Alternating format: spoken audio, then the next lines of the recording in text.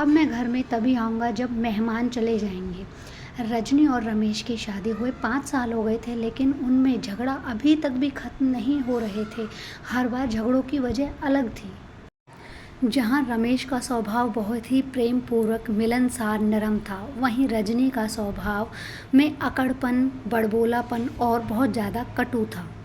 रमेश रजनी के इस स्वभाव से बहुत परेशान हो चुका था और रमेश ने एक उपाय सोचा और कहा, यह तो नहीं बदलेगी, लेकिन मैं ही इसको बदलने की कोशिश करता हूँ। रमेश ने रजनी से कहा, क्यों ना हम अपने मम्मी पापा भाई बहन को बुला लेते हैं और उनसे मिले हुए भी काफ़ी समय हो गया है।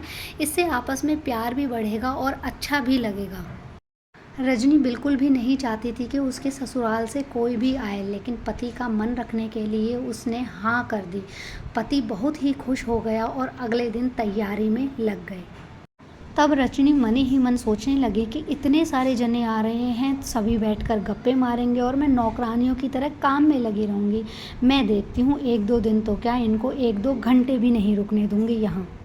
मेहमानों के आने में सिर्फ 2 ही घंटे बचे हुए थे, तभी रमेश ने रजनी से पूछा कि इतने दिनों बाद सब आ रहे हैं, तुमने खाने में क्या बनाया है? तब रजनी कहने लगी, क्या बनाया है मतलब, मैंने दाल चावल बनाए हैं।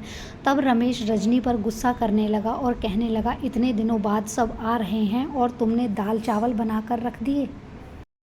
रजनी भी गुस्सा करने लगी और कहने लगी, कोई मेहमान थोड़ी ना आ रहे हैं जो उन्हें अलग से बनाकर कुछ खिलाऊंगी, और वैसे भी घर में सामान भी ख़त्म हो रहा था, जो घर में था वो मैंने बना दिया। तब रमेश बोला, सामान नहीं था तो एक बार मुझे कह देती, मैं बाज़ार जाकर के सामान ले आता।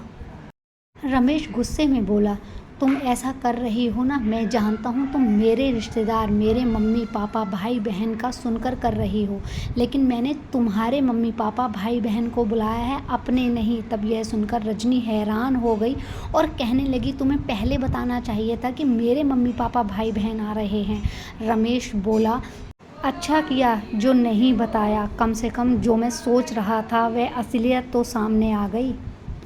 रजनी ने एक बहुत बढ़िया कारनामा और किया हुआ था, यह सोचकर कि ससुराल वाले आ रहे हैं, उन्हें यहाँ पर रुकने ही नहीं दूंगी। दाल चावल बनाए, उसमें भी चावल बिना बीने बना दिए और उसमें ढेर सारे कंकर थे और दाल में भी नमक मिर्च बहुत तेज कर दिए थे। अब रमेश गुस्से से घर से बाहर चला गया और कहने लगा कि मैं तभी घर में आऊँगा जब मेहमान घर से चले जाएंगे। तुमने जो ये सारा खेल रचा है ना, इसे तुम ही संभालो।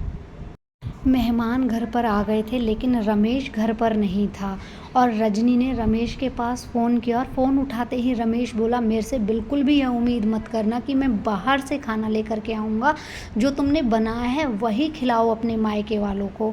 और वो खाना भी मायके वालों ने चुपचाप खा लिया कि बेटी से गलती हो गई होगी। लेकिन सब कुछ होने के बाद रमेश घर आया और उसने सारी बात अपने ससुराल वालों को बताई। ससुराल वालों ने रजनी को बहुत डांटा और वहाँ से चले गए। तो आप बताइए, क्या रजनी ने ये सही किया? क्या उसको ऐसा करना चाहिए था? वीडियो अच्छी लगी है तो प्लीज़ इसे लाइक कर देना, शेयर कर देना, क्योंकि आपके एक लाइक करने से मुझे बहुत अच्छा लगता है। और वीडियो बनाने में बहुत मेहनत भी लगती है, गर्मी है लेकिन उसके बावजूद भी रिकॉर्डिंग करने के लिए पंखा बंद करना पड़ता है। तो प्लीज़, इट्स अ रिक्वेस्ट।